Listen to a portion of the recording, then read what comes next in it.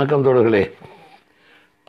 நாம் தொடர்ந்து இந்த நேரில் ரிக்வேதம் படித்து கொண்டிருக்கிறோம். வேதம் படிக்க வேண்டும் என்ற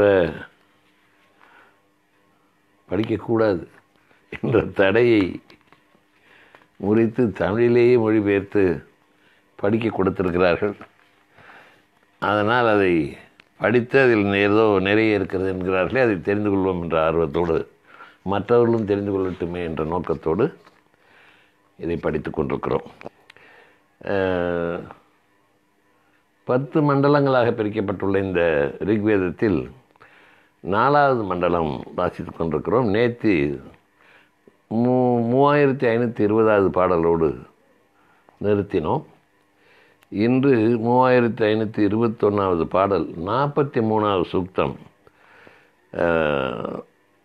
ரிஷிகள் புருமீலனும் அஜமீலனும் சுகோத்திரனுடைய புதல்வர்கள். சுகோத்திரன் என்பவர் இப்போ புதிதாக வந்திருக்கிறார். அவரே அந்த பெயரை புதிதாக கேள்விப்படுகிறோம். அதில் போல் அவர்கள் அவருக்கு சுகோத்திரனுக்கு புதல்வர்கள். புருமீலன் ஒருத்தர், அஜமீலன் ஒருத்தர். அவங்க 2 பேரும் ரிஷிகள். அவங்க 2 பேரும் என்ன பண்ணுறாங்க, அஸ்வினிகளை நோக்கி, அஸ்வினி தேவர்கள் அவர்களை நோக்கி பாடுகிறார்கள்.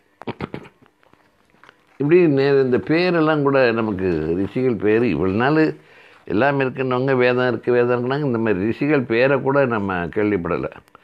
ரிஷி பிரஸ் கன்வ கான்வன், ரிஷி பிரஸ் கன்வ கான்வன், இல்லைன்னா பிரஸ் கன்வ கான்வனா, அது என்ன பிரஷ் கன்வ கான்வன் அப்படின்னு இருக்குது.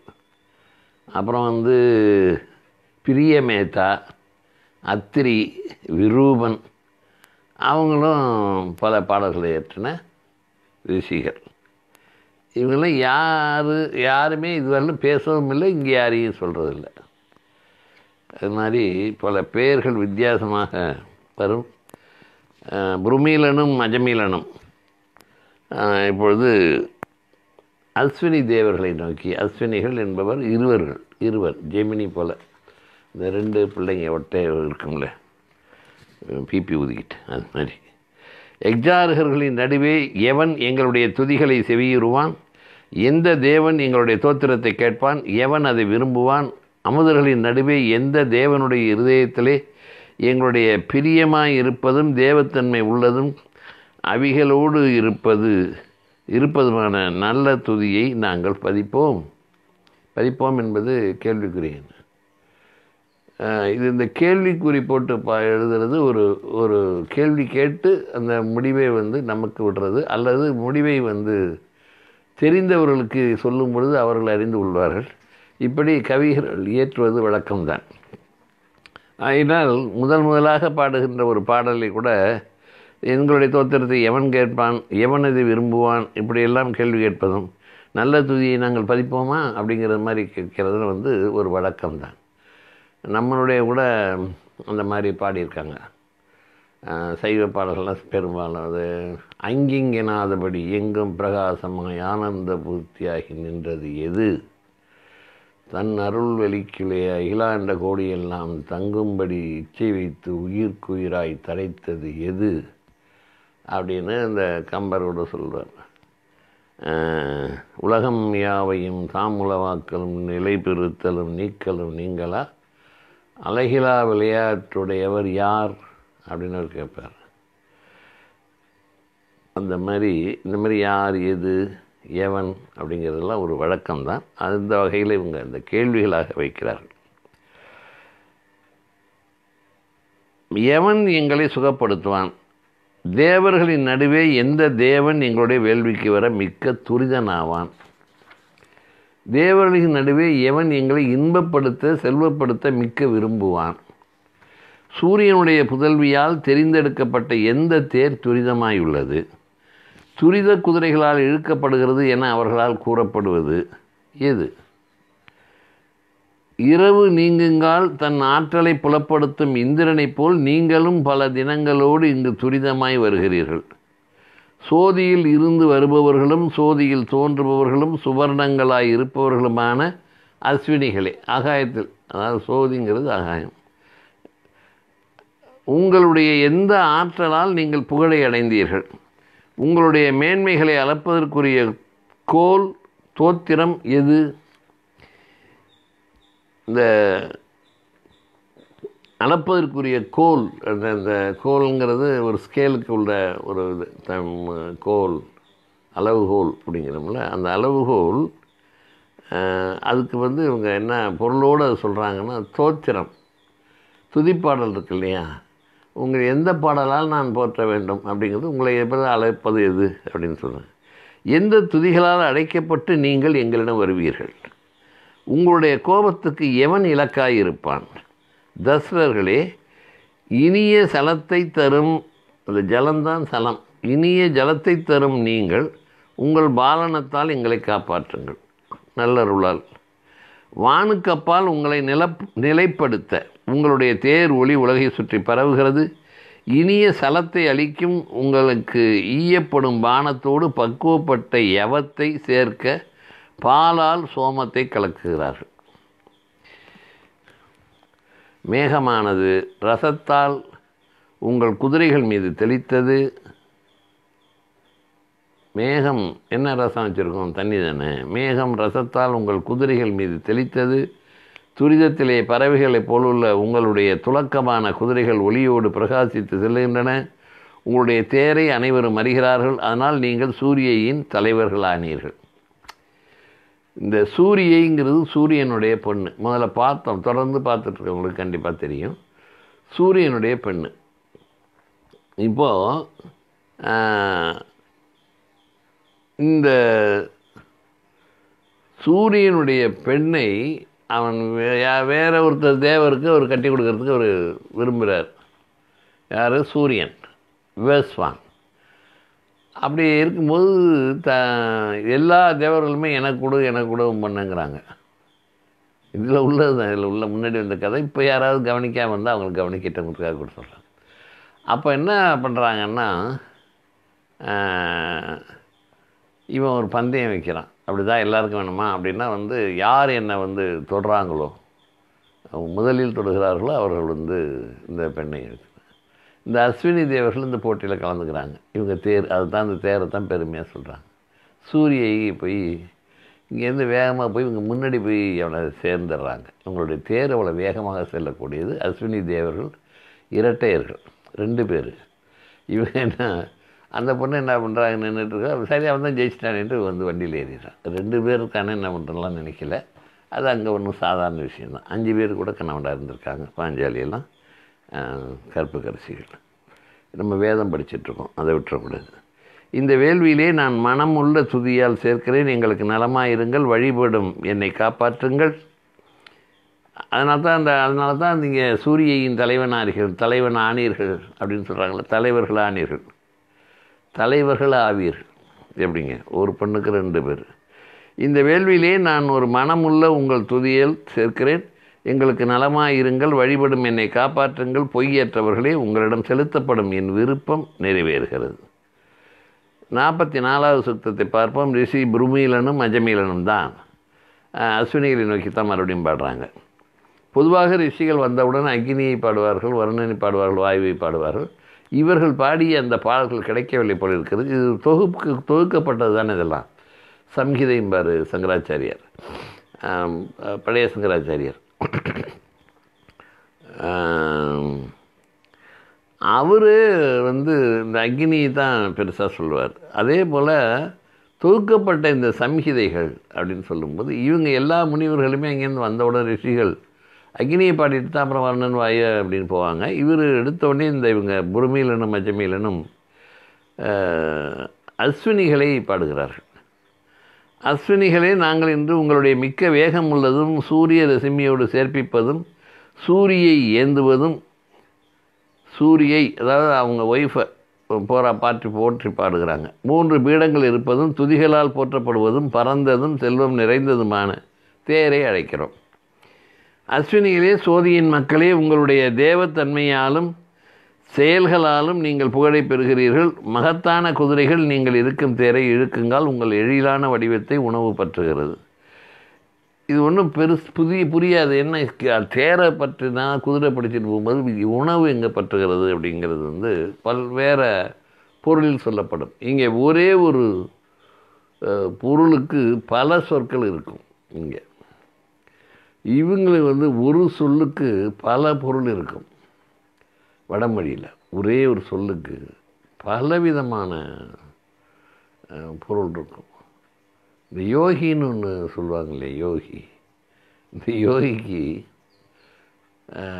யூனியன், அதாவது ஒற்றுமைன்னு சொல்கிறோம்ல, யூனிட்டி, அந்த ஒன்றுபட்ட குழு, அது அப்புறம் ஒரு தீர்வு, அப்புறம் வந்து ஒரு சட்டம், அப்புறம் ஃப்ராடு, டிஸ்ஆனஸ்ட் அப்படின்னு சொல்லுவோம்ல, ஃப்ராடு, திருடு, தேச துரோகின்னு ஒரு அர்த்தம் இருக்குது இந்த யோகிங்கிறதுக்கு. எப்போயாவது பெரிய யோகி என்னங்க போய் திட்டு வேணும், தேச துரோகி அப்படின்னு சொல்லிக்கலாம். அது மாதிரி தேச துரோகி அப்படின்னு அது மாதிரி வேறு பொருள் வரும், பல பொருள் வரும். அதனால் இங்கே வந்து என்ன சொல்கிறாங்கங்கிறது வந்து ரொம்பவும் ஆழ்ந்த உணவு ஏன்படு உங்கள் எழிலான வடிவத்தை உணவு பற்றுகிறதுங்கிறதுக்கு வந்து நம்ம பொருள் கண்டுபிடிச்சிட்டு இருக்க. அவங்க அப்படியே போட்டிருக்கிறாங்க.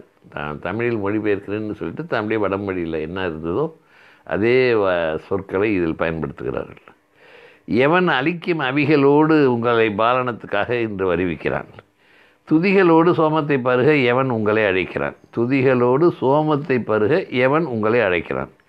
எவன் யஜ்ஞத்தின் பழைய பக்தனுக்காக வணக்கத்தை அளித்து உங்களை இங்கு முகப்படுத்துகிறான். நாசத்தியர்களே, பலவித தன்மைகள் உள்ள நீங்கள் இங்கு உங்களுடைய பொன்மயமான தேரிலே இந்த வேள்விக்கு வாருங்கள். இனிய சோமத்தை பருகுங்கள். பணிவிடை செய்யும் எனக்கு இரத்தனத்தை அழியுங்கள். உங்களுடைய நன்கு கற்பிக்கப்பட்ட தேரிலே சோதியிலிருந்தோ புவியிலிருந்தோ எங்களிடம் வாருங்கள். பக்தர்களான அந்நியர்களால் தாமதமாகாதீர்கள். வாருங்கள். பக்தர்களான அந்நியர்களால் வேறு எவனாவது குறுக்க வந்து உங்களை வேண்டுறானா அவனுக்காக வெயிட் பண்ணிட்டு இருக்காங்க. இங்கே வந்துடுங்க சீக்கிரமாக, எவனா அவன் கூப்பிட்டான்னு போயிடாங்க அப்படிங்கிறாங்க. நீங்கள் நட்பின் பழைய பந்தங்களால் பந்தமாக இருக்கிறீர்கள். பகை அழிப்பவர்களே, பல வீர புதல்வர்களோடு உள்ள மகத்தான செல்வத்தை எங்களுக்கு இருவரும் அழியுங்கள். அஸ்வினிகளே, யஜ்ஞத் தலைவர்களான புருமீலர்களும் தங்களுடைய துதியை உங்களுக்கு கூறுகிறார்கள். அஜ்மீலர்களும் அதனோடு தங்கள் தோத்திரத்தை சேர்க்கிறார்கள். இந்த வேள்வியிலே ஒரு மனம் உள்ள உங்களை நான் துதியால் சேர்க்கிறேன். எங்களை நலப்படுத்துங்கள். உணவை வழங்கும் நீங்கள் உங்களை வழிபடும் என்னை காப்பாற்றுங்கள். நாசத்தியர்களே, உங்களிடம் செலுத்தப்படும் என் விருப்பம் நிறைவேறுகிறது.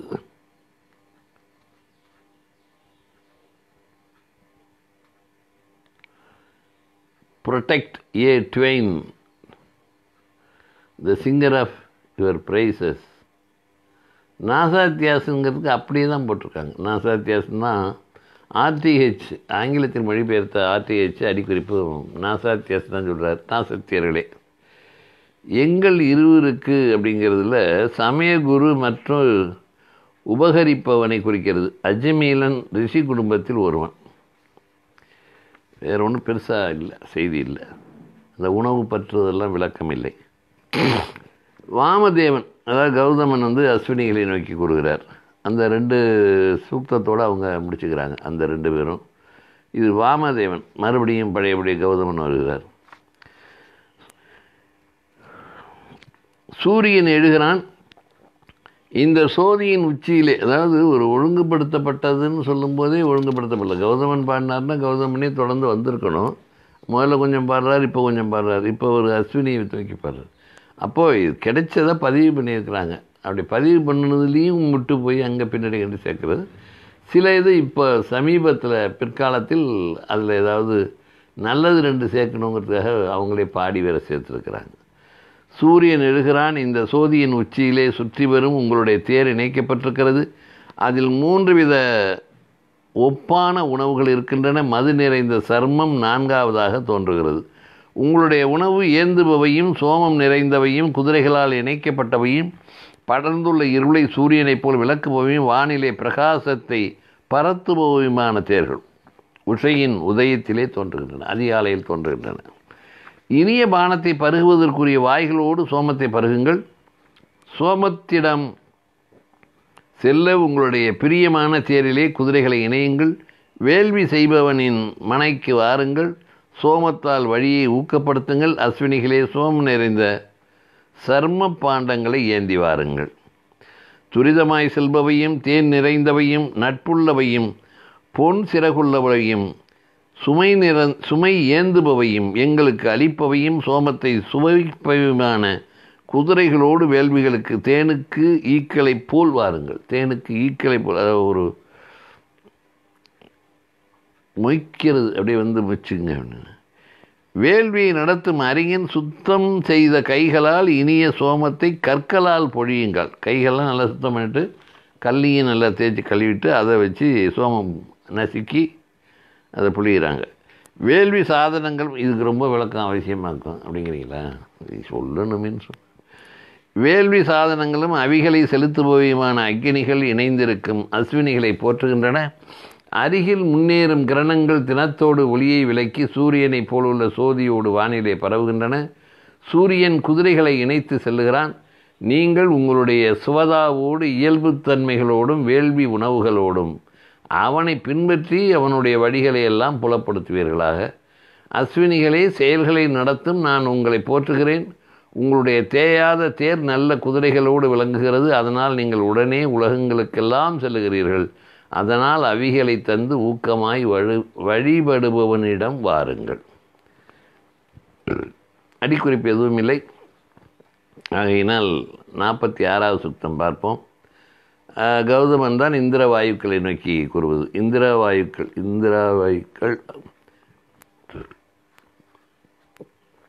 இந்திரன் மற்றும் வாயு வருணன்.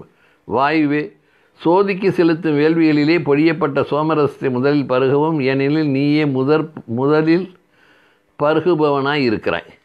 வாயுவே, 100,000 குதிரைகள் உள்ள நீ இந்திரனை தேரோட்டியாக அடைந்திருக்கிறாய். நியுத அப்படின்னா 100,000. இந்த தசம்னா 10, சதம்னா 100.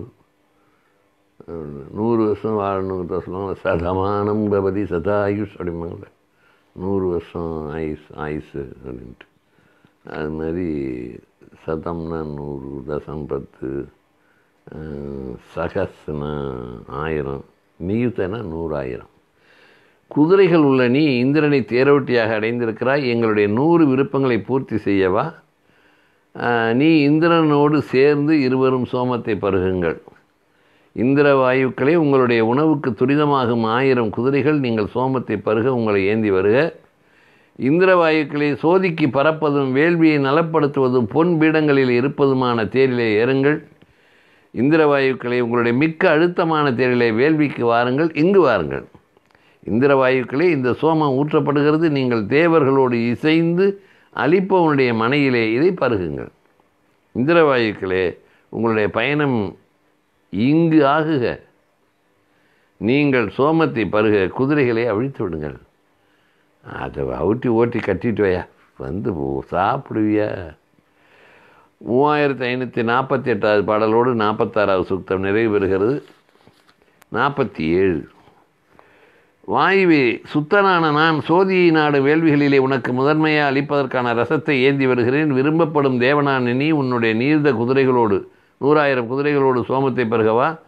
இந்திர வாயுக்களான நீங்கள் இருவரும் சோமபானங்களை பருக அருகர்கள் தகுதியுள்ளவர்கள். பள்ளத்துக்கு பாயும் சலங்களைப் போல சோமங்கள் உங்களிடம் பாய்கின்றன. பள்ளத்திற்கு பாயும் ஜலத்தை போல, தண்ணீரை போல சோமங்கள் உங்களிடம் பாய்கின்றன. இந்திர வாயுக்களே, ஆற்றலின் தலைவர்களும் வலியர்களும் நீவித குதிரைகளும் 100,000 குதிரைகள் உள்ளவருமான நீங்கள் ஒரே தேரில் ஏறி வாருங்கள். எங்கள் பாலனத்துக்காக சோமத்தை பருகுங்கள். இந்திர வாயுக்களே, தலைவர்களும் வேள்விகளை செலுத்துபவரான நீங்கள் அவியை அளிக்கும் எங்களுக்கு உங்களுடைய பலரால் விரும்பப்படும் 100,000 குதிரைகளை அழியுங்கள். கடைசியில் அதில் ஏறிவான்னு சொன்னது அவங்ககிட்ட வாங்கிக்கிறது தான். 100,000 குதிரைகள் உள்ள குதிரைகளோடு வாங்குவாங்கன்னாங்களே, கூப்பிட்டால சோமம் இருக்குது வா வா வான்னு வந்தவொடனே. இப்போ கடைசியே பாயிண்ட் என்னென்னா, இந்திர வாயுக்களே 100,000 குதிரைகளோடு ஏறி வாங்கினாங்களா, இந்திர வாயுக்களே தலைவர்களும் வேள்விகளை செலுத்துவோம்னா நீங்கள் அவியை அளிக்கும் எங்களுக்கு, நாங்கள் யோகம் பண்ணுறோம்ல, அதில் இந்த அவிகள்லாம் போடுறோம்ல அக்னியில், அதெல்லாம் நீங்கள் தானே வாங்கிக்கிறீங்க. உங்களுடைய அதுக்கு பதிலாக உங்களுடைய பலரால் விரும்பப்படும் 100,000 குதிரைகளை அழியுங்கள், எங்கள்கிட்ட கொடுத்துட்டு நீங்கள் போய் சேரு. இப்பாடல்கள் பின்வரும் கடவுளை நோக்கி ஒரு வாயு இந்திர வாயுக்கள். ரிஷி கௌதமன் 48வது சுத்தம் வாயுவை நோக்கி கூறுவது, வாயுவே, இதுவரை சுவைக்கப்படாத அவிகளை பகைவர்களை பயமுறுத்து வீரனை போல் பருகவும், வழிபடும் எனக்கு செல்வத்தை அளிக்கவும், இதை சாப்பிடு அதை கொடு, சோமத்தை பருக உன்னுடைய துலக்கமான தேரிலே வரவும். வாயுவே, பழிச்சொல்லை நீக்குபவனும் அதாவது 100,000 குதிரைகளோடு இருப்பவனும் இந்திரனை சாரதியாக அடைந்திருப்பவனுமான நீ உன்னுடைய துலக்கமான தேரிலே சோமத்தை பருக வா. எல்லா எழில்களை ஏந்தும் இரு சோதியும் புவியும் கருப்பு செல்விகள், சோதியும் புவியும், பூமியும் ஆகாயம் தான், வேற ஒன்றும் இல்லை, உனக்கு பணிவிடை செய்கிறார்கள். வாயுவே, உன்னுடைய பிரகாசமான தேரிலே சோமத்தை பருகவா. இந்த காற்று எங்கே பார்த்தாலும் தான் இருக்குது வாயு இல்லையா, அது இந்த பூமியையும் ஆகாயத்தையும் அழகு செய்தான் அப்படின்னு சொல்லி கவிகள் தானே. இப்போ அப்படி ஆஹா அப்படின்னு கூட ஆகாரம் செய்தார்கள் அப்படின்னு சொல்லலாம். இல்லை, லோகக்ஷேமத்துக்காக படப்பட்ட வேதம். இந்த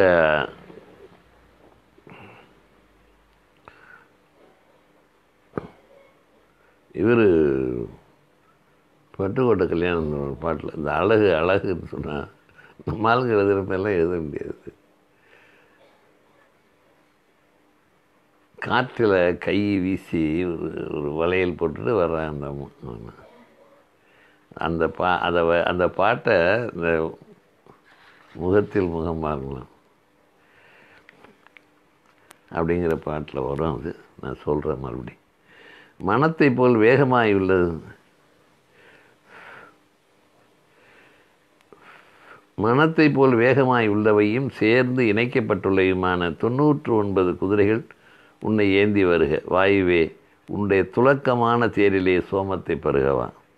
வாயுவே, 100 அல்லது 1000 புஷ்டியுள்ள குதிரைகள் 1000 குதிரைகளை இணைக்கவும் உன்னுடைய தேர் வேகத்தோடு இங்கு வருக. 3557. இது சாயனரின் மொழிபெயர்ப்பு. விபோ என்ற வடமொழி சொல்லிற்கு பாடுபவர்கள் என்றும் மரக்குச்சிகள் என்று பொருள் உண்டு. ஹரி என்ற சொல்லுக்கு பகைவன் என்றும் பக்திமான் என்றும் பொருள் உண்டு. கிராஸ்மேன் என்ன சொல்கிறாருனாக்கா, செடிகள் வளர்வது போல பக்தர்களுடைய செல்வம் பெருகட்டும் அப்படிங்கிறார்.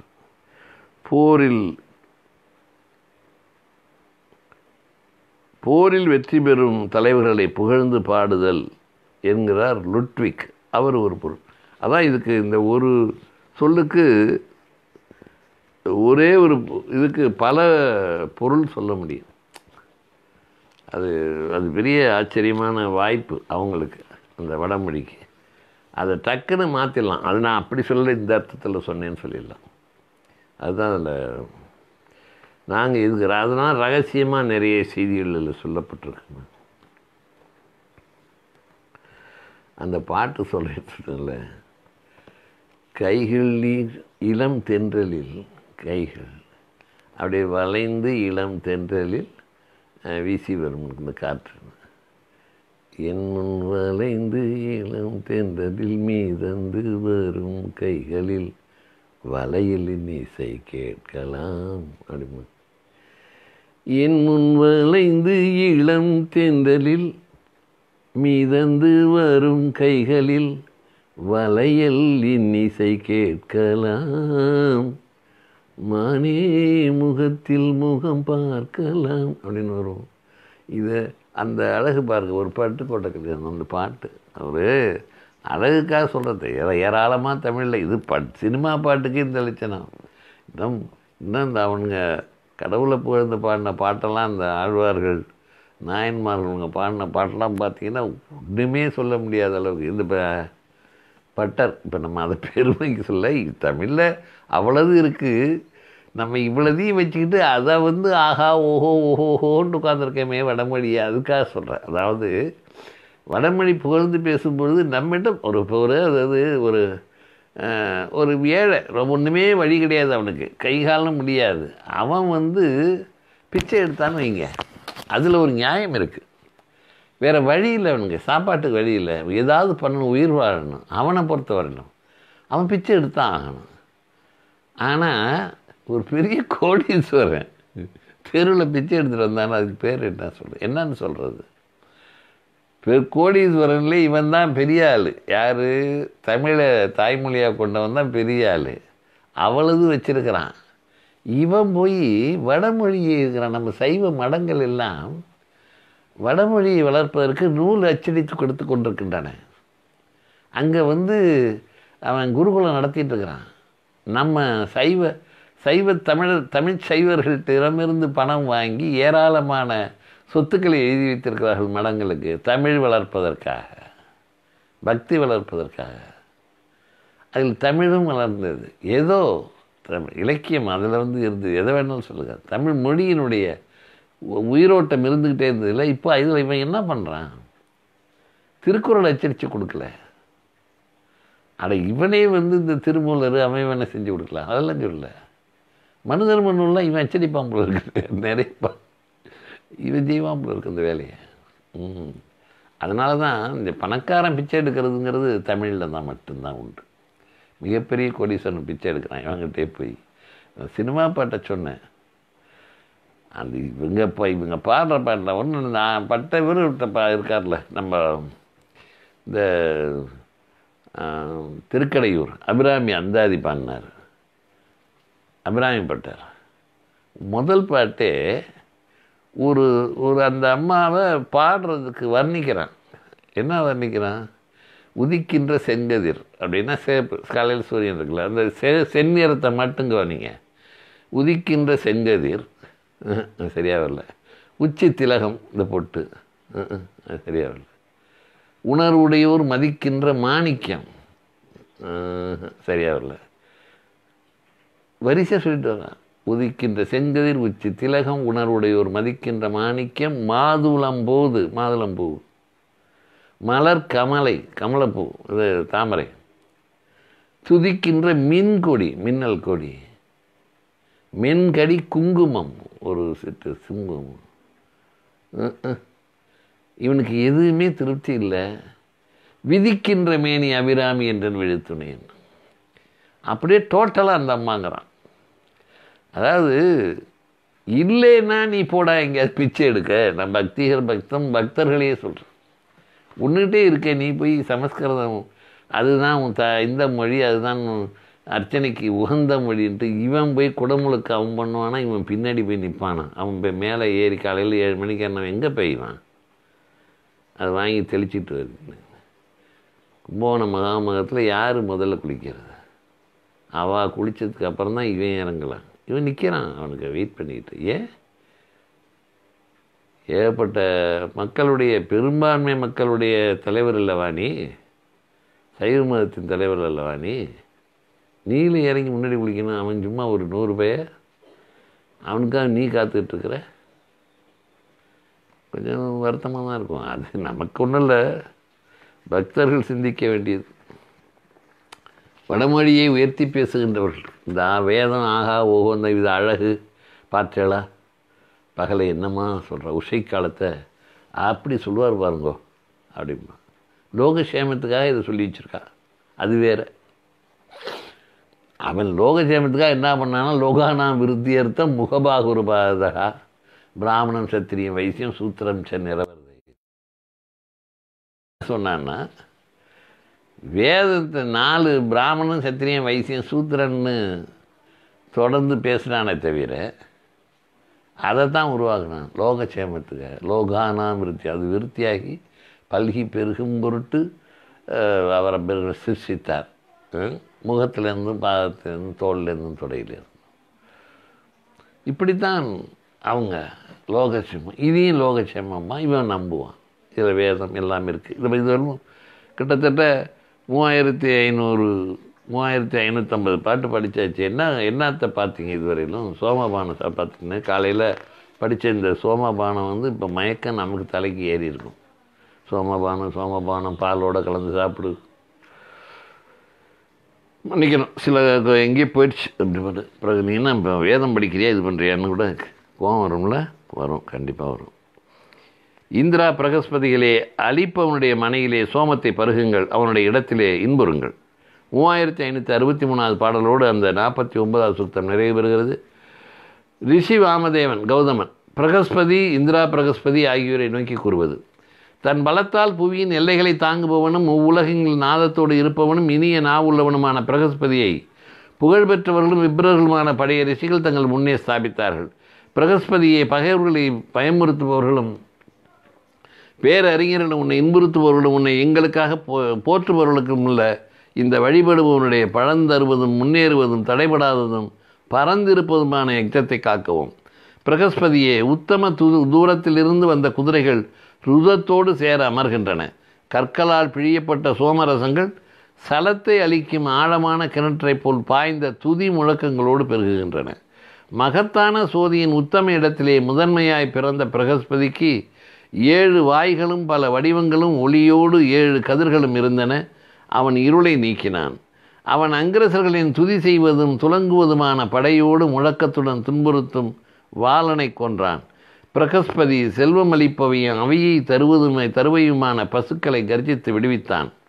நாங்கள் பாலகனும் விஸ்வேதேவனும் பொழிபவனுமான பிரகஸ்பதியை இங்கனம் வேள்விகளாலும் அவிகளாலும் துதியாலும் போற்றுவோமாக. பிரகஸ்பதியே, நாங்கள் உத்தம புதல்வர்களோடும் வீர மக்களோடும் செல்வபதிகளாவோமாக. பிரகஸ்பதியை போஷித்து பாலித்து புகழ்ந்து போற்றி அவனுக்கு முதன்மையை அளிக்கும் அரசன் தன் வீரத்தாலும் வலிமையாலும் எல்லா பகைசனங்களையும் வெல்கிறான். பிரம்மன் பிரகஸ்பதி போற்றப்பட்டு எந்த அரசனுடைய மனைக்கு செல்லுகிறானோ அவன் தன் சொந்த மனையிலே செல்வத்தோடு செழிக்கிறான். அவனுக்கு புவி எல்லா பருவங்களிலும் பழத்தை தருகிறது. அவனுக்கு மக்கள் விருப்பத்தோடு தாமாகவே வணக்கத்தை செலுத்துகிறார்கள். அவன் தடைபடாமல் தன் ஜனங்களுடையவும் பகை ஜனங்களுடையவும் செல்வங்களை வெல்கிறான். பிரம்மனுக்கு செல்வங்களை தேவர்கள் பாலிக்கிறார்கள். பிரகஸ்பதியை நீயும் இந்திரனும் மகிழ்ந்து செல்வங்களை பொழிந்து இந்த வேள்வியிலே சோமத்தை பருகுங்கள். எங்கும் பரவும் சோம பந்துக்கள் உங்களில் நுழைக. வீர புதல்வர்கள் நிறைந்த செல்வங்களை எங்களுக்கு அளியுங்கள். பிரகஸ்பதியே, இந்திரனே, எங்களை உயர்த்துங்கள். உங்கள் இருவருடைய சுமதிகள் எங்களுக்கு சேர்ந்து தோன்றுக. எங்கள் செயல்களை பாலியுங்கள். எங்கள் ஊக்கங்களை தோத்திரங்களை எழுப்புங்கள். அவிகளை அளிக்கும் எங்களுடைய சத்துருக்களை விளக்குங்கள். இப்பாடல்கள் அதாவது 1-9 வரையிலும் பிரகஸ்பதியை பற்றியும் 10-11 இந்திரா பிரகஸ்பதிகள். உலகங்கள் என்பது விண் மண் மற்றும் வளிமண்டலம். குதிரைகள் என்பது சாயனர் கூறுகிறார். குதிரைகள்னால் வேற ஒன்றும் இல்லை, மருத்துக்களாகவும் இருக்கலாம்னு அவர் சொல்கிறார். மருத்துக்கள்னால் வீரர்கள், குதிரைகளுக்கு பதிலாக வீரர்கள்னு சொல்கிறாங்க. 7 வாய்களும் 7 கதிர்களும் என்பது அக்னியை குறிக்கும். அந்த இதில் அந்த பிழம்பு இப்படி வரும்ல, அது அக்னி. 51வது சுத்தம் கௌதமன் தான் உஷையை நோக்கி கூறுவது. அதிகாலை நேரம், உஷைக்காலம், கருக்கல்னு சொல்கிறோம்ல. மிக்க பரந்தவனும் அறிவை தருபவளுமான சோதி பூர்வ திசையின் இருட்டிலிருந்து எழுகிறாள். ஆதித்யனின் இந்த பாடலை தான் ரொம்ப தெய்வத்தின் குரலில் சங்கராச்சாரியார் மிகவும் போற்றி புகழ்ந்து தள்ளுவார். அதாவது அவர் கவிஞர்களே வடமொழியில் இந்த உஷைக்காலத்தை போற்றி பாடுவதை பற்றி மிகவும் சிலாக்கியமாக்கி இருக்கிறார்கள். அது ஒரு மாதிரி அவர் வார்த்தைப்படுவார். ரொம்பவும் சிலாகித்து பேசுகிறார்கள். ஏன்னா அவ்வளவு அருமையாக இருக்குது தான் இந்த இடம். இந்த உஷைக்காலத்தை போற்றி, அதாவது அவளை வர்ணித்து பாடுவது வேதத்தில் இருக்குது அப்படின்னு சொன்னார். அதை தான் இப்போ நம்ம பார்த்துட்ருக்கோம். புதல்விகளும் பிரகாசிப்பவர்களுமான உஷைகள் ஜனங்களுக்கு அந்த கரண சக்தியை அளிக்கிறார்கள். விரும்ப தகுந்த உஷைகள் பூர்வ திசையிலே வேள்விகளிலே நிறுத்தப்பட்ட யூப ஸ்தம்பங்களைப் போல் எழுகிறார்கள். வேள்விகளிலே நிறுத்தப்பட்ட யூப ஸ்தம்பங்கள்ங்கிறது என்னென்னா, அந்த ஏற்கனவே சொல்லியிருக்கேன்னு நினைக்கிறேன், தெரியாதவங்க இருந்தால் கேட்டுங்க. அதாவது இந்த வேள்விக்கு முன்னாடி அதில் எல்லாமே போடுவோம்ல, அதில் போடும்போது ஆடு மாடு பலி குதிரை எல்லாம் தள்ளி விடுவோமா, அதுக்கு முன்னாடி அந்த பிராணிகளை கொண்டாந்து கட்டி வைக்கிறதுக்கு குச்சி அடிப்போம்ல, நம்ம கிராமங்களில் முளை குச்சிமோ, அதில் வந்து அதுக்கு தம்பம் பெரிய இது குச்சி அடித்து அதில் அந்த இதை கட்டி வைப்பாங்க எல்லாத்துலேயும். அந்த இது வந்து இந்த தூண் வந்து பெருசாக இருக்கும், இல்லை குதிரைகளுக்கு கொஞ்சம் பெருசாக இருக்கும், இது கொஞ்சம் இருக்கும். அதை இப்படியா இருந்தாலும் அந்த வைக்கிற குச்சிக்கு பேர் யூப ஸ்தம்பம். அதாவது வேள்விகளுக்காக செய்யப்படுற அந்த ஸ்தம்பங்கள் அதை கூட போற்றுவாங்க அந்த வேள்வியின் போது. அந்த யூப ஸ்தம்பங்கள் அதை எடுத்து அடித்து கொள்றவனை போற்றுவாங்க, அது சாகிறத போற்றுவாங்க. அது பாட்டி பாடல் வரும். அதில் அந்த யூப ஸ்தம்பம் அது வேள்வியில் எடுக்கப்படுற பிரகாசிப்படுற உசைகள். அந்த நேரத்தில் என்ன யூப ஸ்தம்பங்களை வேள்விகளிலே நிறுத்தப்பட்ட விரும்பத்தகுந்த உசைகள் பூர்வ திசையிலே வேள்விகளிலே நிறுத்தப்பட்ட யூப ஸ்தம்பங்களைப் போல் எழுகிறார்கள். அப்படி ஸ்ட்ரைட்டாக நிற்கிறாங்க. பிரகாசிப்பவர்களும் சுத்தப்படுத்துபவர்களும் சோதி உள்ளவர்களுமான அவர்கள் தடைப்படுத்தும் தமத்தின் கதவுகளை திறக்கிறார்கள். இருளை நீக்குபவர்களும் செல்விகளுமான உசைகள் ஈகைகளை தங்கள் செல்வங்களை அளிக்க ஊக்கப்படுத்துகிறார்கள். கருமித்தன்மை உள்ள வணிகர்கள் ஆழ்ந்த விரும்பத்தகாத இருட்டிலே எழுந்திராமல் தூங்குவார்களாக. மரியாதை அடிக்குறிப்பு எதுவும் இல்லாததுனால அதை அப்படியே எடுத்துக்க வேண்டியதுதான். அந்த எதுவும் விளக்கம் இல்லாததுனால் அவர்கள் என்ன சொல்கிறார்களோ அதையே அப்படியே மொழிபெயர்ப்பு எடுத்துக்கும். கருமித்தன்மைகள் உள்ள வணிகர்கள் ஆழ்ந்த விரும்பத்தகாத இருட்டிலே எழுந்திராமல் தூங்குவார்களாக.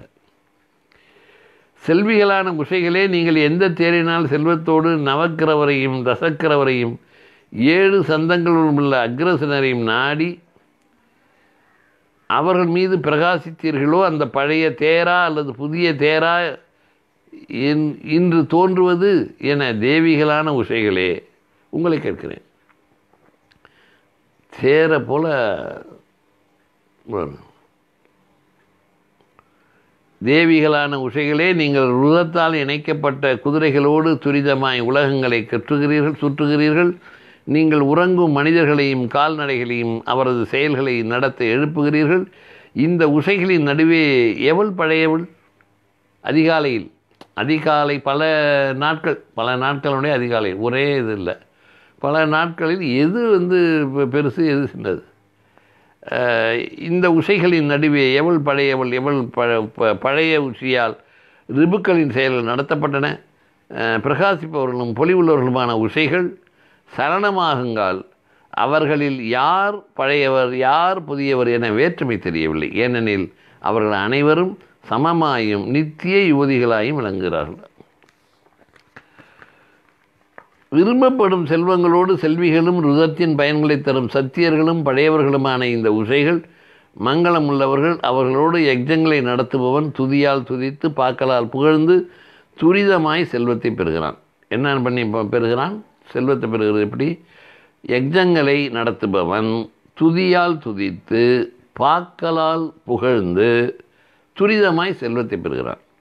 அவர்கள் பூர்வ திசையிலிருந்து உடனே தோன்றி சமமான வடிவத்தோடு சுற்றிலும் பரவுகிறார்கள். சம புகழுள்ள அவர்கள் ஒரே இடத்திலிருந்து தோன்றுகிறார்கள். தேவிகளான உசைகள் ருதத்தின் சபையை எழுப்புகிறார்கள். சலங்களை சிருஷ்டிக்கும் ரசிமிகளை போல் போற்றப்படுகிறார்கள்.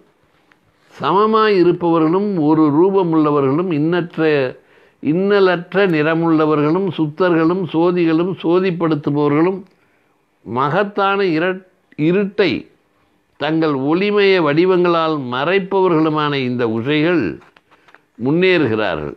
தேவிகளும் துலங்குபவர்களும் சூரியனின் புதல்விகளுமான உசைகள் எங்களுக்கு பிரஜைகள் நிறைந்த செல்வத்தை அளிப்பார்களாக.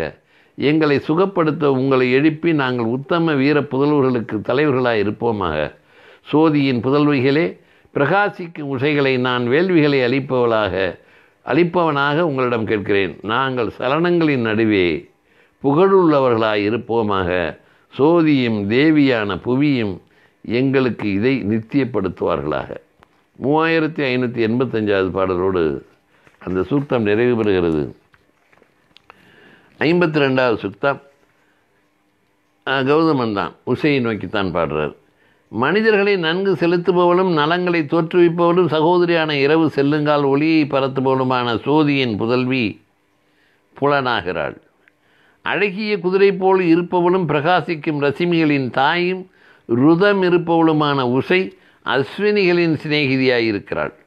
நீ அஸ்வினிகளின் சிநேகிதி, நீ ஒளிக்கதிர்களின் தாயாய் இருக்கிறாய், நீ செல்வங்களை நடத்துகிறாய். நீ அஸ்வினிகளின் சிநேகிதி, நீ ஒளிக்கதிரின் தாயாய் இருக்கிறாய், செல்வங்களை நடத்துகிறாய்.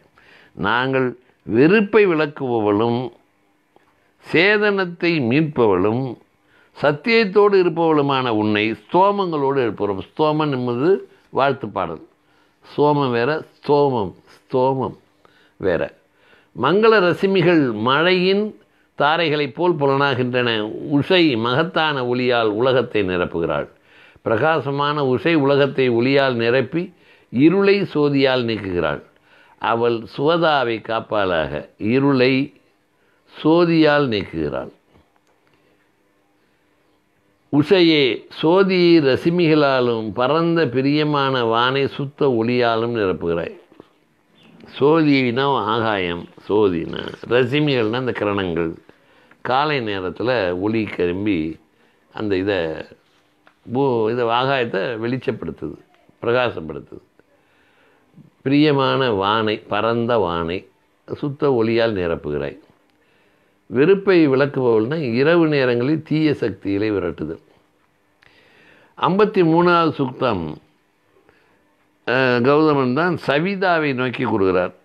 நாங்கள் தேவனும் மகானும் அறிஞனுமான சவிதாவினிடம் அவி அளிப்பவனுக்கு அவனாகவே மனையோடு அளிக்கும் விரும்பத்தகுந்த செழித்த செல்வத்தை கேட்கிறோம். மகத்தான தேவன் அத்தகைய செல்வத்தை எங்களுக்கு தினந்தோறும் அளிப்பானாக. ஒளி உலகை ஏந்துபவனும் உலகத்தை காப்பவனும் கவியுமான சவிதா தன் பொன் கவசத்தை அணிந்து கொள்கிறான். விவிதமாய் காணும் சவிதா உலகை ஒளியால் நிரப்பி மிகுந்த போற்றத்தகுந்த சுகத்தை புலப்படுத்துகிறான்.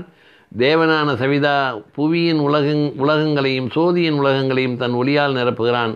தன்னுடைய சொந்த தர்மத்துக்கு சுலோகத்தை எழுப்புகிறான். அவன் பிறப்பிப்பதற்காக உலகத்தை கிரமப்படுத்தவும் ஒளியால் அதை ஊக்கப்படுத்தவும் தன் கைகளை நீட்டுகிறான். தேவனான சவிதா தடைபடாதவனாகி உலகங்களை ஒளிப்படுத்தி மனிதர்களின் நல்ல செயல்களை காக்கிறான். புவியின் சனங்களை நல்ல வழியில் செலுத்த தன் கைகளை பரத்துகிறான். செயல்களை காக்கும் அவன் பரந்த உலகை நடத்துகிறான். சவிதா வானின் 3 மண்டலங்களிலும் 3 உலகங்களிலும் 3 ஒளி நிலையங்களிலும் 3 சோதிகளிலும் முவ்வித புவியிலும் பரவி அவற்றை தன் மகத்துவத்தால் சூழ்கிறான். அவன் தன்னுடைய முச்செயல்களால் அவனாகவே எங்களை காப்பானாக. முச்செயல்கள்னால் என்ன சாயனர் சொல்கிறாருன்னா, வெப்பப்படுத்துவது, மழை பொழிவது, குளிர்ச்சி அளிப்பது. இது சவிதாவின் 3 செயல்கள். வெப்பப்படுத்துவது, மழை பொழிவது, குளிர்ச்சி அளிப்பது. பார்ப்போம். 3 செயல்களாலும் அவனாகவே எங்களை காப்பானாக. மின்சாரம் சென்றது காரணத்தினால் மிக்க செல்வம் உள்ளவனும் நல்ல செயல்களை தோற்றுவிப்பவனும் எல்லா பொருள்களை அழிப்பவனும் தாவர ஜங்கம பொருள்களை கிரமப்படுத்துவனுமான தேவ சவிதா உலகங்களிலும் எங்களுக்கு சுகத்தை தருவானாக. எங்களுடைய பாவத்தை நீக்குபவனாய் இருப்பானாக.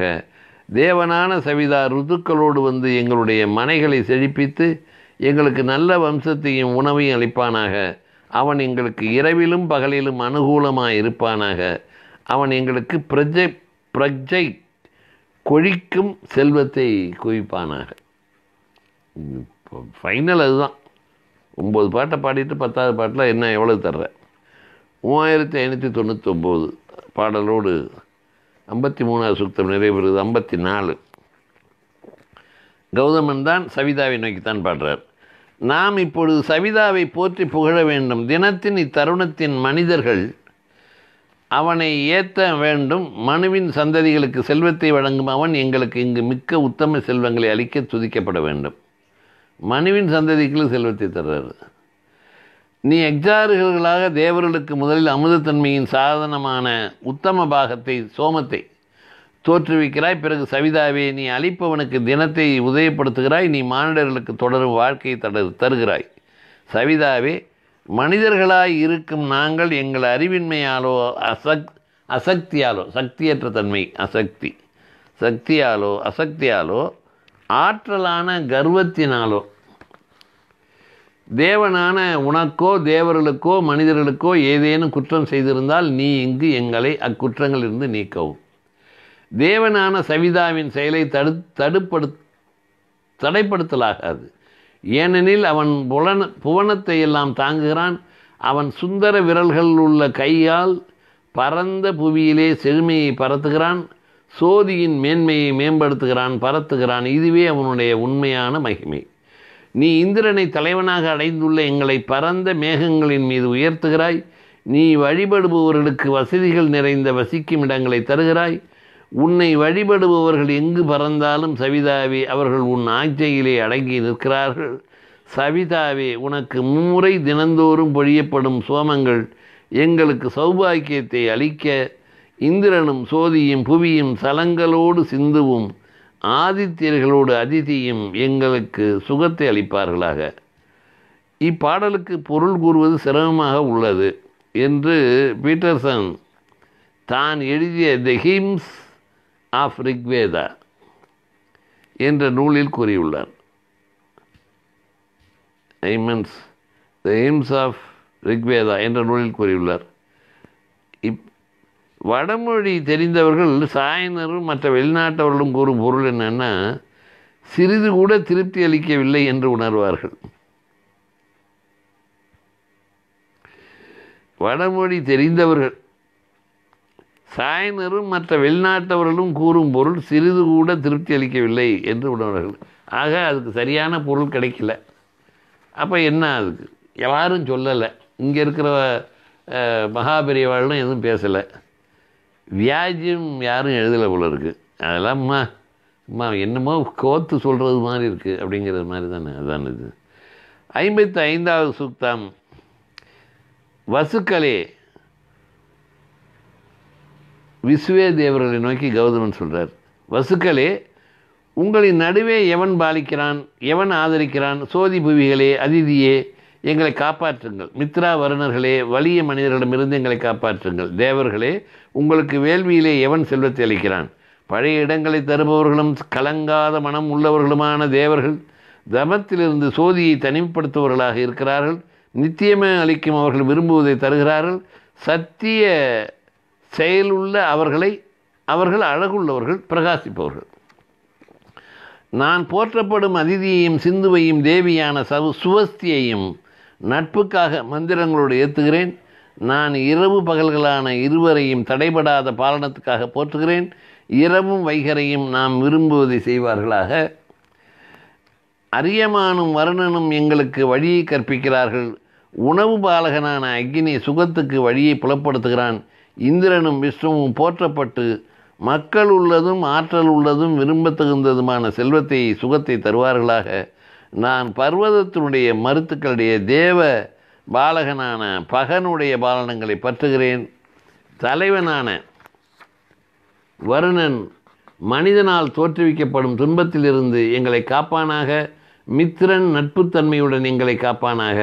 தேவிகளான சோதி புவிகளே, நான் விரும்பத்தகுந்த செல்வங்களுக்காக அகிர்புத்தினியோடு சேர்ந்து உங்களை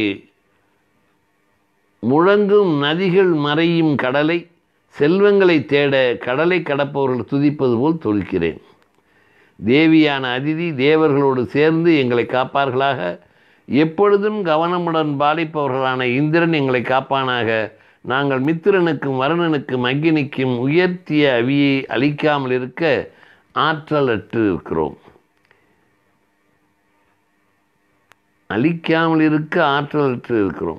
அப்போ அழிக்கணும்.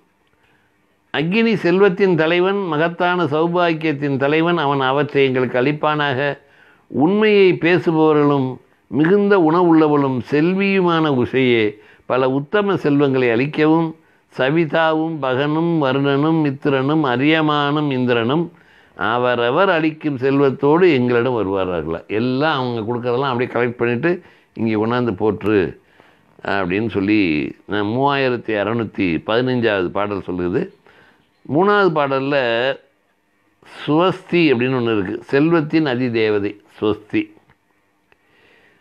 6வது பாடலில் இப்பாடலின் பொருள் விளங்குவது சிரமமாக உள்ளது, முடிஞ்சு போச்சு. அகிர்புத்தினி, காற்று மண்டலத்தில் வசிக்கும் ஒரு கொடிய அரக்கன். சரி, அகிர்புத்தினி. லுட்விக்கு என்ன சொல்கிறாருன்னா, வேள்வியில் படையலை அழித்து கொண்டும் பாடல்களை பாடிக்கொண்டும் புரோகிதர்கள் செல்வத்தை தேட செல்கின்றனர்.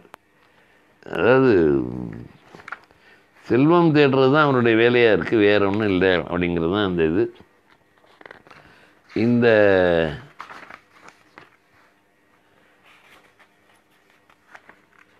அளவோடு நிறுத்தலாமா?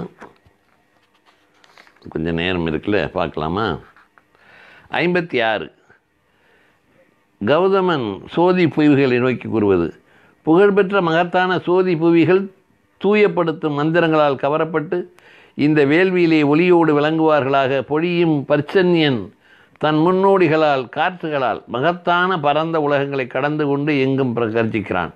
தேவிகளும் துதியாறுகளும் துன்பம் செய்யாதவர்களும் வளப்படுத்துபவர்களும் சத்தியமுள்ளவர்களும் தேவர்களை புதல்வர்களாக அடைந்தவர்களுமான புவியும் சோதியும் தூய்மைப்படுத்தும் மந்திரங்களால் கவரப்பட்டு துதியார்களான தேவர்களோடு இந்த வேள்வியிலே இருப்பார்களாக. இந்த சோதியும் புவியையும் பிறப்பித்தவனும் பரந்திருப்பவையும் ஆழமுள்ளவையும் நன்கு கற்பிக்கப்பட்டவையும் ஆதரவற்றவையுமான இவ்விரு உலகங்களையும் தன் ஆற்றலால் ஒருமைப்படுத்திய தீரன் உலகங்களிலே உத்தம செயலை நடத்தியவனாவான். பரந்தவர்களும் எங்கும் நிறைந்தவர்களும் துதியாறுகளும் பரஸ்பரம் சேர்ந்து இன்புறுபவர்களும் உணவை அளிக்க விரும்புவர்களுமான சோதியும் புவியும் எங்கள் மனைவிகள் வசிக்கும் பரந்த மனைகளோடு எங்களை காப்பார்களாக. நாங்கள் செயல்களை நடத்த தேர்களையும் ஆட்களையும் அடைவோமாக. நாங்கள் பிரகாசிக்கும் இருவரான உங்களுக்கு சோதிக்கும் புவிக்கும் மகத்தான தோத்திரத்தை கூறுகிறோம். நாங்கள் சுத்தர்களான உங்களுக்கு வணக்கத்தை செலுத்த உங்களிடம் வருகிறோம். உங்களுடைய தேகத்தாலும் சொந்த பலத்தாலும் பரஸ்பரம் தூய்மை செய்து கொண்டு நீங்கள் பிரகாசிக்கிறீர்கள். நீங்கள் பூர்வத்திலிருந்தே ருதத்தை ஏந்துகிறீர்கள். மகத்தான சோதி புவிகளே, நீங்கள் உங்கள் நண்பனின் விருப்பங்களை பூர்த்தி செய்கிறீர்கள். ருதத்தை செழிப்பித்து பூர்த்தி செய்து வேள்வியிலே அமர்ந்திருக்கிறீர்கள். 56வது சூக்தம் நிறைவேறுகிறது. 57 கௌதமன் தான் சேத்திரபதின்னு இப்போ புதுசாக வந்திருக்கார். மற்றும் சேத்திரபதி மற்ற பிறவற்றை நோக்கி கூறுவது. நாங்கள் எங்கள் நண்பனான நிலத்தலைவனோடு வெல்கிறோம். அவன் எங்களுக்கு பசுக்களையும் குதிரைகளையும் புஷ்டியையும் அளிப்பானாக. ஏனெனில் அந்த ஈகைகளால் அவன் எங்களை இன்புறுத்துகிறான். நிலத்தின் தலைவனே, நீ பாலை அளிக்கும் பசுவை போல் தேன் போல் சொட்டுவதும் நெய் போல் சுத்தமாக இருப்பதும் இனிப்பதும் மிகுந்துள்ளதுமான சலத்தை எங்களுக்கு அளிக்கவும் நிலத்தின் ஓசதிகள் எங்களுக்கு இனியவை ஆகுக. சோதிகளும் சலங்களும் வானமும் எங்களுக்கு இனியவை ஆகுக. நிலபதி எங்களுக்கு இனியவன் ஆகுக. நாங்கள் பகைவர்களால் தடைபடாமல் அவனை பற்றுவோமாக. காலை சுகமாக இழுக்க, மனிதர்கள் சுகமாக உழைக்க, கலப்பை சுகமாக உழ, கயிறுகள் சுகமாக கட்டுக, சாட்டை சுகமாக அடிக்க. உழுபடையே உழவனே, நீங்கள் எங்களுடைய மொழியால் இன்புறுங்கள். நீங்கள் சோதியிலே கற்பித்த சலத்தால் இந்த புவியை நனையுங்கள். சுதா வாயு, சீரா உழுபடை, சூரியன் உழுபடை, உழவன் எனவும் கூறலாம்.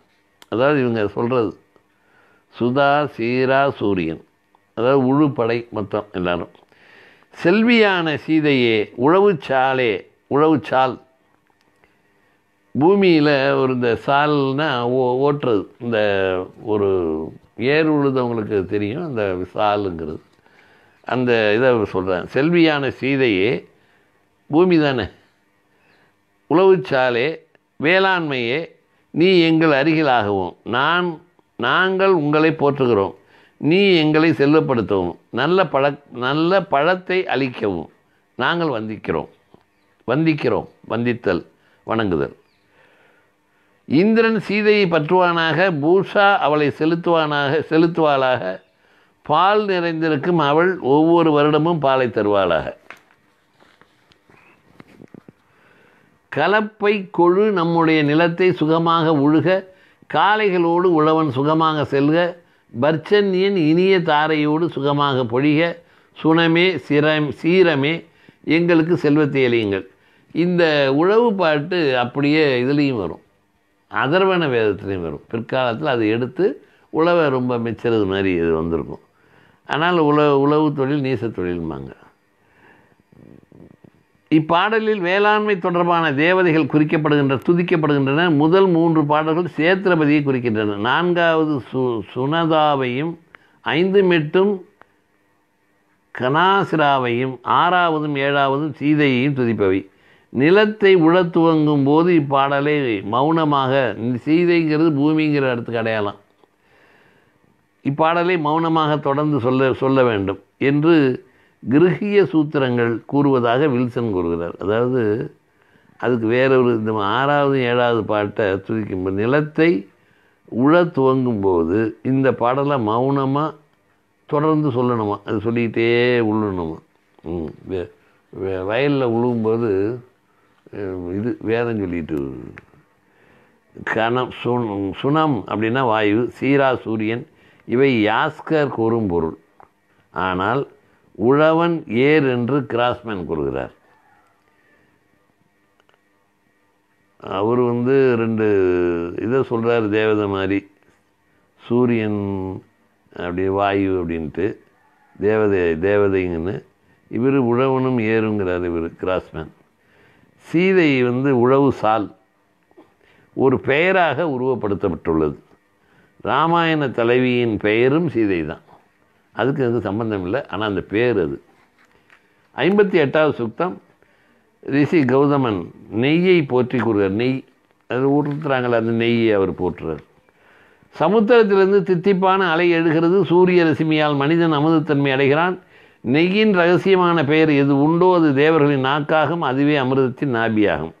நாங்கள் இந்த வேள்வியிலேயே நெய்யின் நாமத்தை போற்றுகிறோம். நாங்கள் அதை வணக்கத்தோடு அளிக்கிறோம். அது ஏற்றப்படுங்கால் 4 கொம்புகள் உள்ள பிரம்மன் செவியுருவானாக. சுந்தர நிறமுள்ள தேவன் இந்த வேள்வியை நடத்துகிறான். அவனுக்கு கொம்புகள் 4, 3 பாதங்கள் உண்டு. அவனுக்கு 7 கைகள், முக்கட்டுகள் உள்ள காலை கர்ஜிக்கிறது. மகத்தான தேவன் மனிதர்களின் நடுவே நுழைந்தான். பசுவினுள் மூவிதமாய் வைக்கப்பட்டுள்ளதும் பணிகளால் மறைக்கப்பட்டுள்ளதுமான நெய்யை தேவர்கள் கண்டார்கள். இந்திரன் ஒரு பாகத்தை தோற்றுவித்தான். சூரியன் வேறொன்றையும் மற்ற தேவர்கள் அவிக்காக பிரகாசமான அக்னியிடமிருந்து 3வதை கற்பித்தார்கள். இருதய கடலிலிருந்து 100கணக்கான தாரைகள் பகைவனுக்கு தெரியாமல் விழுகின்றன. நான் நெய்யின் இந்த தாரைகளை காண்கிறேன். அவற்றின் நடுவில் இருக்கும் பொன்மைய வேதசனையும் காண்கிறேன்.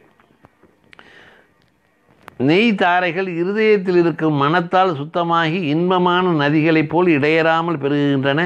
இந்த நெய் தாரைகள் அனல் மீது வேடனிடமிருந்து பறந்தோடும் மானை போல் இறங்குகின்றன.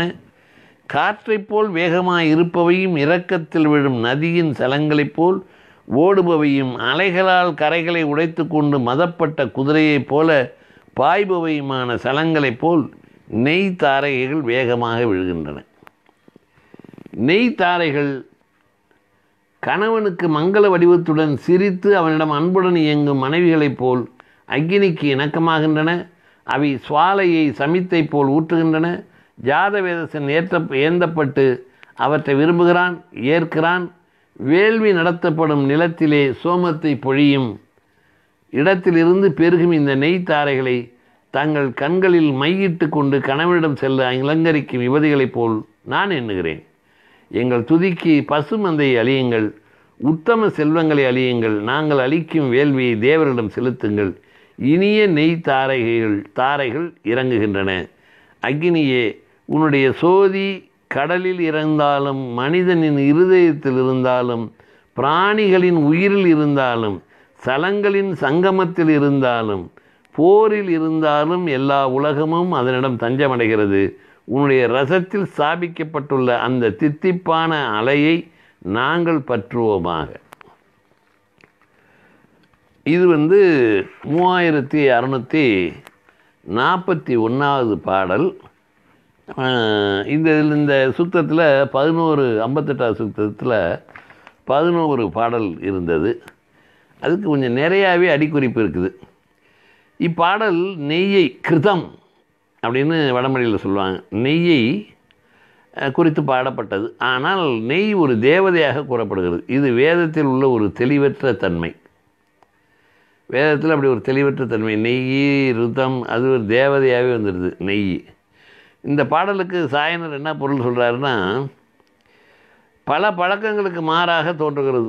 சமுத்திரம் என்பதற்கு கடல் என்றுதான் பொருள். ஆனால் வேள்வி தீ, ஆகாயம், பசுவின் பால் கறக்கும் மடி என்று பலவித பொருள்கள் கூறப்படுகின்றன. நல்லா கவனிங்க. நான் முதல்ல சொன்னேன்னா தேச துரோகின்னு யோகிக்கு அந்த மாதிரி இது வருது பாருங்க. சமுத்திரம் அப்படின்னா அதுக்கு என்ன சொல்ல முடியும்?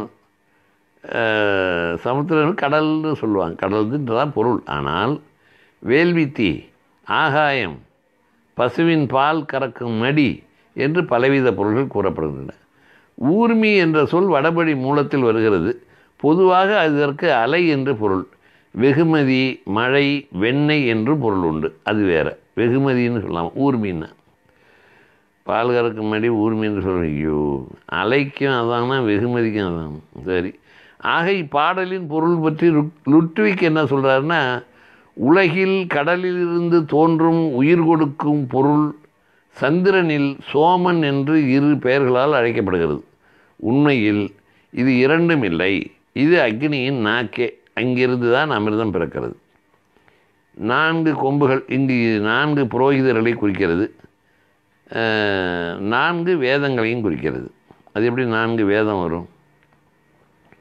இப்போ இது ரிக்கு வந்தப்போ அதர்வண வேதம் கிடையாது. 3 பாதங்கள், தப்பான மொழிபெயர்ப்புன்னு நினைக்கிறேன். 4 வேதங்களை குறிக்கிறது. காலை, மதியம், மாலை அல்லது 3 வேளை படையல்கள்.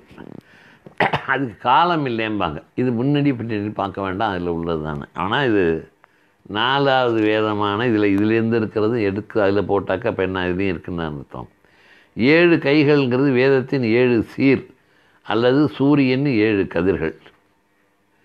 முக்கட்டுகள் மந்திரம், கல்பம், பிராமணம் அல்லது துதி, சடங்கு, கோட்பாடு அல்லது வான், வையம், வலி, மண்டலம், இவ்வாறு பலவிதமாக பொருள் கூறப்படுகிறது. சரி, இந்த பலவிதமாக பொருள் சொல்கிறதுல ஏகப்பட்ட வசதி. முவிதமாய் வைக்கப்பட்டுள்ளது. பால், தயிர், வெண்ணெய் என்று சாயனர் சொல்கிறாரு. இப்பாடலின் பொருள் இவ்வாறு இருக்கலாம். இந்திரன், சூரியன், அக்னி அப்படின்னு சொல்லலாம். சக்தியை மீண்டு அவற்றை வான், வையம், வளிமண்டலம் ஆகிய 3 அப்படின்னு அவங்க சொல்கிறாங்க. அலை அப்படின்னா வெண்ணெய். ஒரு செய்தி இன்றைய இந்த பதிவோடு நாம் 4வது மண்டலத்தை நிறைவு செய்கிறோம். 3641 பாடல்கள் வேதங்களின் எண்ணிக்கை. 4வது மண்டலம் முற்றிற்று. நாளை நாம் தொடரப்போவது இந்த ரிக்வேதத்தின் 2வது பகுதி. இது முதல் பகுதி. நாளைக்கு நாம் 2வது பகுதியை சிறப்பமா பின்தொடர்ந்து வரும் நண்பர்களுக்கு மிக்க நன்றி. மற்றவர்களிடம் இதை பற்றி பேசுங்கள். நீங்கள் என்ன தெரிந்து கொண்டீர்களோ அதை பற்றி பேசுங்கள். வேறு ஒன்றும் தொடர்ந்து இதில் நீங்கள் கேட்கவும் முடியாது. என்ன இதே அப்படியே திரும்ப வருது அப்படின்னு சொன்னால் அதுதான் வரும் அப்படின்னு அவங்களே சொல்கிறாங்க. அதனால் சில இந்த நம்மளுடைய இங்கிருந்த மக்களை எப்படி இவர்கள் துரத்தி அடித்து விட்டு இங்கே வந்து ஆக்கிரமித்தார்கள் என்ற அந்த காலகட்டத்தின் சில செய்திகள் இதில் வருகிறது.